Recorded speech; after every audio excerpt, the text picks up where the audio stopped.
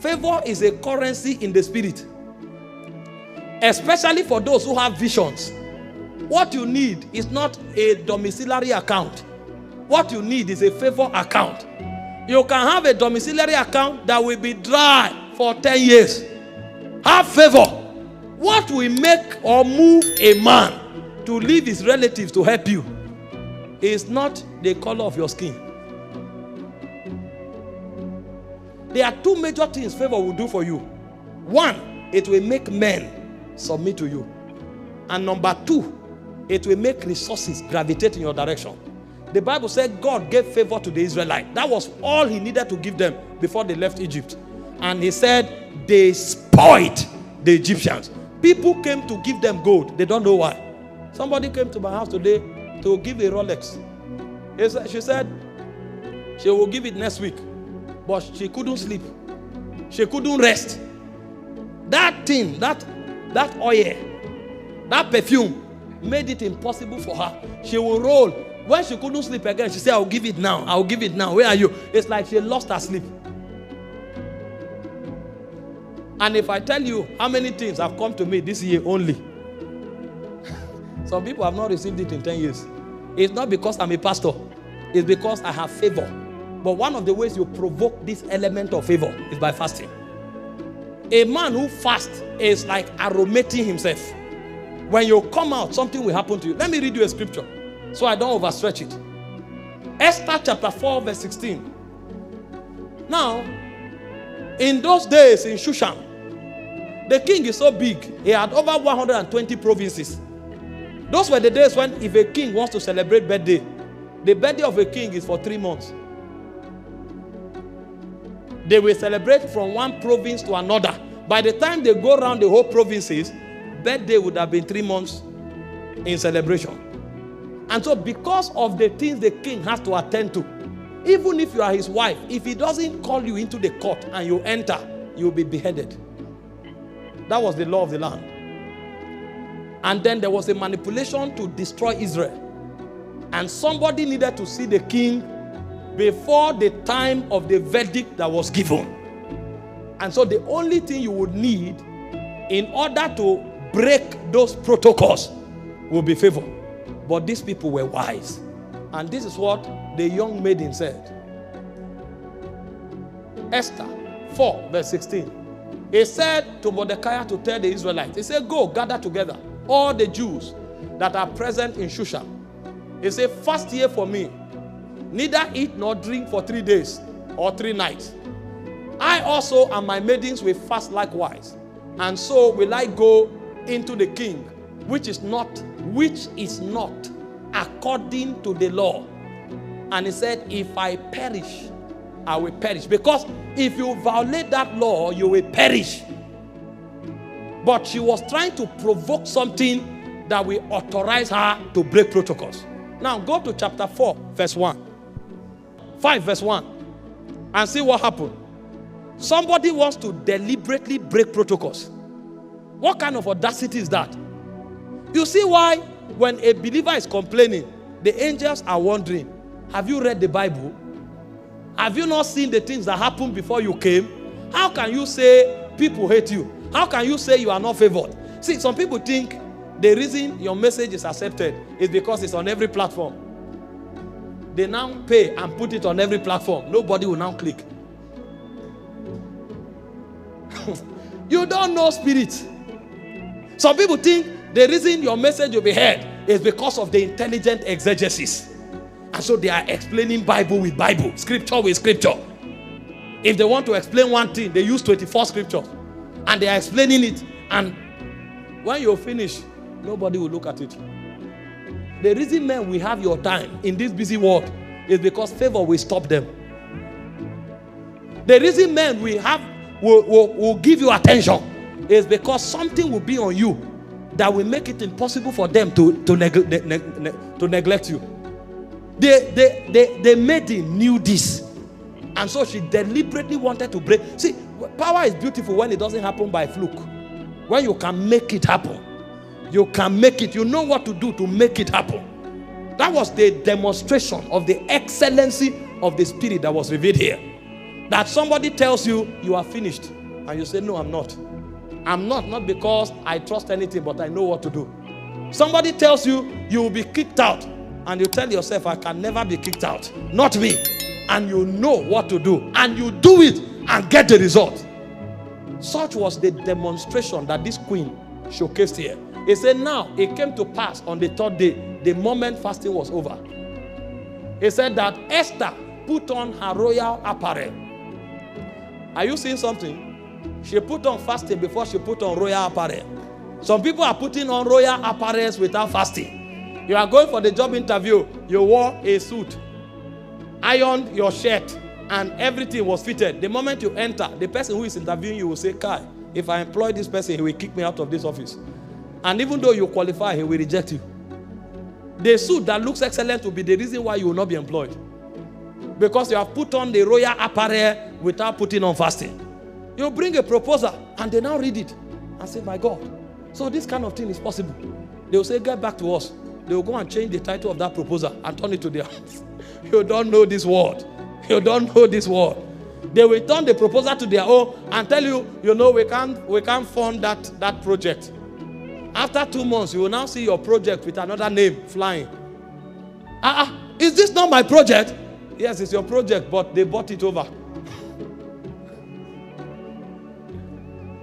He said, now it came to pass on the third day that Esther put on the royal apparel and stood in the inner court of the king's house, over against the king's house, and the king sat upon his royal throne in the royal house, over against the gate of the house. Go forward. He said, and it was so, when the king saw Esther, the queen, standing in the court, that she obtained. This is why she fasted. He said, when the king saw her, she obtained favor in the sight of the king. And the king held out to Esther the golden scepter that was in his hand. So Esther drew near, and the king touched the top of the scepter on her. Now, this favor is not English. Oh. See the impact. Hear what the king said. It is foolishness to utter such things. But when favor is at work, men actually become foolish. He said, the king said unto her, what will thou, Queen Esther? That is, what do you want me to do for you? And what is thy request? She has not asked. He said, it will be given thee even up to half of my kingdom. A man is not just willing to give you a gift. He wants to divide his kingdom. If you want to be a co-king with me, I will give it to you. What did she do? She fasted. You'll see why you have spoken the whole English for 2 hours. They say, okay, wait outside. We'll get back to you. And you have been waiting for 7 months. Because you didn't add fasting to your oratory. You only came with lingo. Thank God for Queen's English. But spirits don't hear it. How can a king tell you, I will give you up to half of my kingdom if you ask? What did you come with? I came with favor. How did you generate it? I generated it through fasting. And so when you are fasting, instead of being mindful of time, be mindful of favor. When that fasting begins to affect you, tell yourself, I'm submerged in favor. I'm submerged. Favor is beginning to rise on my inside. And when you step out from that fasting altar, you become audacious because you know you have done something. And that thing you have done has an implication. That implication is a provoker of favor. You see why believers are defeated. They are not doing the things that are available to them. You now fast in January for 21 days. You exhaust the favor you generated in February. Meanwhile, your warfare began in April. By the time battle starts, favor has finished. Don't your perfume finish? Do you buy one perfume and use it for 10 years? No matter how powerful. And so if you want favor to be constant, you will keep fasting constant. This is what believers don't know. They are just quoting scriptures. It's not every scripture you quote. Somebody will now come and see this and say, because Esther had favor, I have favor. Do you have 3 days dry fast? This thing was provoked. Romans 15:4 said the things that were written aforetime, they were written for our learning, that we through patience and comfort of the scripture might have hope. So next time before you go to see the senator, take a 3 days fast. Don't just throw there with your diary. Don't throw there with your proposal. Go there with fasting. That's why we teach like this. To teach you how to dominate life. Next time before you open your shop and start the business for the year, put 7 days fast. So that when you open that door, even when your billboard is not working, the angels will invite them. Because it's not everybody that will seek you through advert. Some will not know why they came. If you ask them, they'll tell you, I don't know. A brother walked into this place the other time and we said, what happened? He said he doesn't know. He was just walking and he came in. You can't depend on all you are doing to succeed. You need something supernatural added to what you are doing. And so there are some physical activities that have spiritual implications. And so if you want to go ahead in life, instead of doing only the physical activities with physical implication, add physical activities that have spiritual implications. The Bible said when Aaron and Hur held the hand of Moses, Joshua was winning.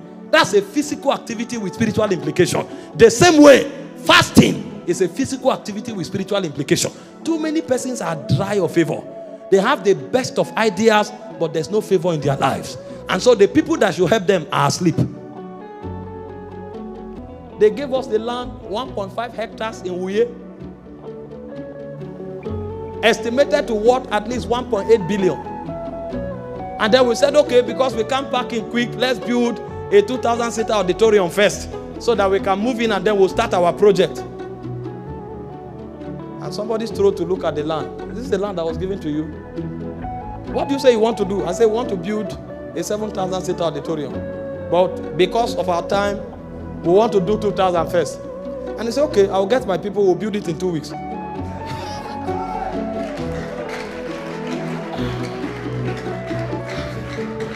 That's not the testimony.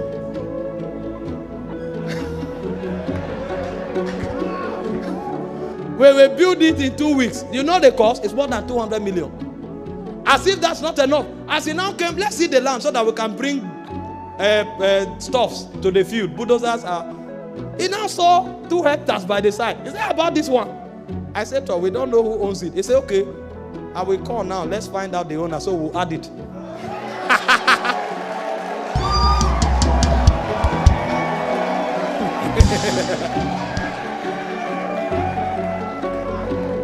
When they say fast, it's not story. So my work is not to carry cement. My work is to fast. And so when I'm fasting, angels are walking. And I told my friend, I said, I don't know what God is telling him, but God should keep talking. You don't know how this realm is controlled. You don't know. You don't know. You went and sat down and copied a CV from the owner of Microsoft. That CV is excellent, but it will take something more than the intelligence of the CV for the CV to be approved.